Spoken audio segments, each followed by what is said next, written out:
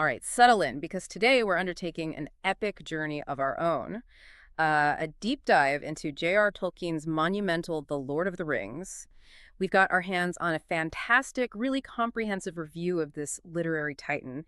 And our mission today is to, well, cut through the noise, extract those vital insights, and really understand why this saga continues to cast such a long shadow. It's truly remarkable, isn't it, how one single work can have such a profound, such a lasting impact, not just on literature, but, culture itself. We're going to explore what makes Middle-earth feel so incredibly real, the powerful, intricate themes Tolkien wove into its very fabric, and why, all these decades later, this story still speaks to so many of us so deeply. Exactly. So whether you've ventured through the Misty Mountains 100 times, or maybe you're just curious about the enduring magic behind this epic, you're about to get a shortcut to being deeply informed. Let's unpack this. Okay, so first, let's set the stage for The Lord of the Rings. It's almost universally recognized as the foundational work of modern fantasy literature. It absolutely Yeah. is, yeah. The review we're looking at describes it as a monumental epic that seamlessly blends adventure, mythology, intricate language, and profound moral depth. That really captures it. And it's crucial to remember that its author, J.R.R. Tolkien, he wasn't just a storyteller. He was a philologist, an Oxford professor. That academic background, it's key. Definitely key. And published in 3 volumes, right? Between 1954 and 1955. The Fellowship of the Ring, The Two Towers, The Return of the King. Even though Tolkien originally pictured it as just one massive novel. One single work. And this incredible work transports readers to the richly imagined world of Middle-earth, where you have all these diverse races, hobbits, elves, dwarves, man-others, finding themselves united or sometimes tragically divided in this desperate struggle against the encroaching shadow of Sauron, the Dark Lord. It truly feels like a living history, doesn't it? Presented as this seamless tapestry of courage, sacrifice, friendship, and that age-old battle between light and darkness. Right. And at the heart of this entire saga, what's really driving the narrative is the infamous One Ring. The review stresses its malevolent nature. What makes this one artifact so uniquely dangerous? Well, the ring isn't just, a powerful weapon in the usual sense. It's a tool of absolute domination, forged by Sauron himself. And it has this insidious ability to tempt and corrupt basically anyone who wields it. Doesn't matter what their intentions are, good intentions, bad intentions. And it eventually lands, quite by chance, in the hands of Frodo Baggins, a young hobbit, who is then given what seems like a completely impossible mission to journey right into the heart of enemy territory, deep within Mordor, and destroy the ring in the fires of Mount Doom, the only place it can be unmade. And Frodo certainly doesn't go it alone, does he? That's a crucial point. The review really highlights the iconic Fellowship of the Ring. What makes this group so pivotal? Why this specific group? Well, what's so compelling about the Fellowship is its sheer diversity, first off. And, the deliberate choices Tolkien made in putting them together. You've got Aragorn, a ranger with his hidden noble destiny. Legolas, the keen-eyed elven archer. Gimli, the steadfast, maybe slightly grumpy dwarf warrior. And Gandalf, the wise and powerful wizard, among others, of course. Their journey isn't just external, like fighting orcs. It's a profound test of their bonds. It's riddled with relentless danger, yes, but also subtle moral temptations and heartbreaking losses that really force them to confront their own weaknesses and strengths. Yeah, the internal struggles are just as important. And what's fascinating here, as the review points out, is how the narrative expands far beyond Frodo's immediate quest. Tolkien skillfully weaves in multiple storylines. You've got these epic battles for kingdoms, the corruption of once noble figures, and alongside all that darkness, the enduring resilience of hope, it truly feels like a whole world in motion, not just one character's isolated story. Absolutely. It's got that huge scope. So, okay, beyond the thrilling plot, the review makes it clear Tolkien wasn't just telling a good adventure story. He was wrestling with some truly profound themes, ideas that elevate this work way beyond simple fantasy. What are some of the heavy hitters it points out? Let's dive into those. Well, the primary one, obviously, is the struggle of good versus evil. But the review emphasizes, and I think this is critical, that this struggle is never simplistic. It's not just good guys versus bad guys. Tolkien delves into the moral complexities.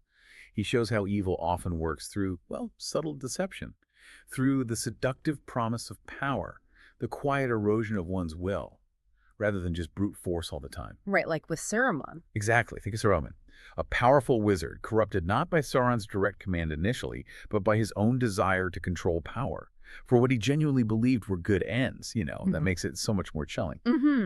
And then there's friendship and loyalty. This feels absolutely central, especially the bond between Frodo and Samwise Gamgee, that unwavering devotion. Oh, completely central. It's hard to imagine the quest succeeding without Sam. And that profound loyalty, it leads us directly to another critical aspect to review highlights: power. Specifically, the corrupting nature of power itself. The ring serves as this chilling, omnipresent metaphor for how power tempts and ultimately corrupts even the noblest hearts. Yeah, it's not just the obvious villains who are susceptible. Not at all. The struggle is deeply internal. It's a constant battle against one's own desires. We see it so painfully with figures like Boromir, for instance. Such a tragic character. Yet amidst all that darkness, all that temptation, there's the pervasive theme of hope and despair. The idea that no matter how overwhelming the darkness seems, there's always the possibility of light, of renewal, often found in the smallest of acts, the least expected places. Precisely. Hope is fragile but persistent. And finally, a theme that feels particularly relevant today: nature versus industrialization. Through the idyllic, untouched beauty of the Shire, and then contrasting that with the horrifying, ravaged lands of Isengard under Saruman, Tolkien powerfully critiques unchecked industrial greed, and he passionately champions the intrinsic beauty and resilience of the natural world. You really feel that contrast. Okay, now let's talk about the writing itself, how Tolkien actually put this all together. The review describes his prose as rich, lyrical, and steeped in the cadence of myth and ancient epics. Yeah, and his background as a philologist, we mentioned it before, but it isn't just trivia. It's the very bedrock of Middle-earth's authenticity. It's why place names like Mordor or Gondor, they don't just sound cool, they feel ancient. They feel rooted in something real. He meticulously built entire linguistic histories, cultural mythologies, creating this sense of deep, lived-in reality that, frankly, few other fantasy worlds achieve. That depth is just astounding. It is. And while the pace can sometimes feel, well, leisurely, especially in those long descriptive passages of the songs, this deliberate style is precisely what enhances the world's undeniable authenticity. It takes time to build a world like that. Right, it makes you slow down and absorb it. And the tone shifts so skillfully, too, doesn't it? You go from these really intimate moments of camaraderie, like hobbits sharing a meal by the road, to these sweeping, grand-scale battles that shake the very foundations of kingdoms. Plus, the way songs, poems, bits of lore are just woven throughout the narrative, it really deepens that sense of cultural realism, making Middle-earth feel like a place with centuries of untold stories behind it. And if we connect this to the bigger picture, this masterful craft contributes directly to its undeniable strengths. Yeah. Things like world-building mastery, making Middle-earth feel as real, as tangible as any historical setting you could study. Then there are the timeless characters, from the humble heroism of Samwise Gamgee, whose loyalty just shines, to the tragic nobility of Boromir. Each one feels authentic, deeply layered, not just archetypes. Definitely not. And the epic scope. Blending that deeply personal heroism, Frodo and Sam struggling up Mount Doom with huge political and military conflict. And finally, the profound moral depth, where the ring's psychological temptation adds these layers of weight, of consequence, to every single decision. It's just so much more than swords and sorcery, but while it's universally praised, the review does, quite fairly, touch on a few potential aspects. Things that some readers might find challenging, perhaps. Yes, it does, and it's worth acknowledging them. One common point often mentioned is the slow pacing.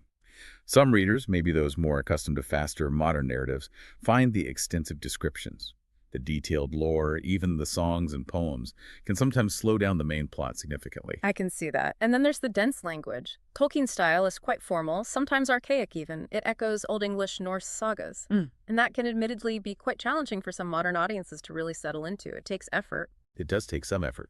And finally, the review notes, and this is a common discussion point too, a minimal female representation. While characters like Galadriel, the powerful elf queen, and Éowyn, the shield maiden of Rohan who defies expectations, while they are truly memorable, powerful exceptions, They really are. they are relatively few among the very large cast of central characters, which is predominantly male.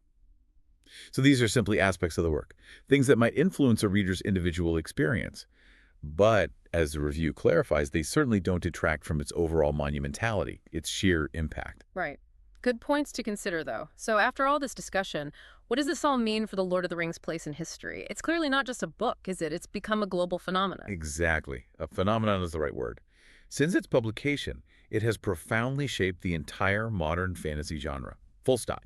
It's inspired generations of authors.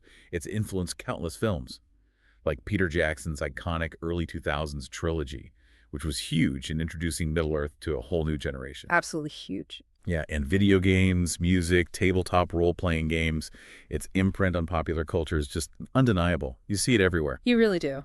And beyond the sheer entertainment value, the novel's core themes, resilience, sacrifice, the profound importance of small acts of courage, and that ever-present danger of unchecked power, they remain incredibly resonant, really relevant today. They absolutely do. The review definitively concludes that The Lord of the Rings is not just a fantasy tale. It's a literary monument, a deep wellspring of myth and morality that richly rewards patient reading. I think that sums it up beautifully. It's unequivocally considered essential reading for lovers of epic fantasy mythology and timeless storytelling, earning, unsurprisingly, a well-deserved 5-star rating in this review. It truly stands as one of the richest, most meticulously crafted fictional worlds ever brought to life. Wow.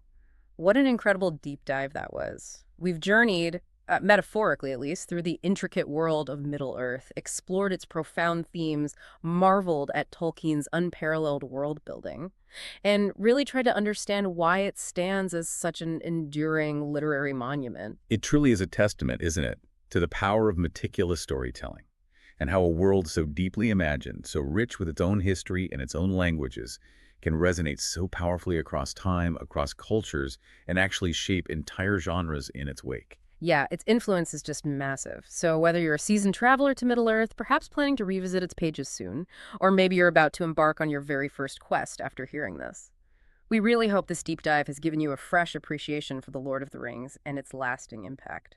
And for you, the listener, maybe here's a thought to carry with you as we wrap up. In a world, our world, that's constantly battling its own shades of good and evil, where do you see these timeless themes of friendship, hope, the corrupting nature of power playing out, maybe in the stories we tell today or even in our own reality? Something to think about. A great question to ponder. Thank you for joining us on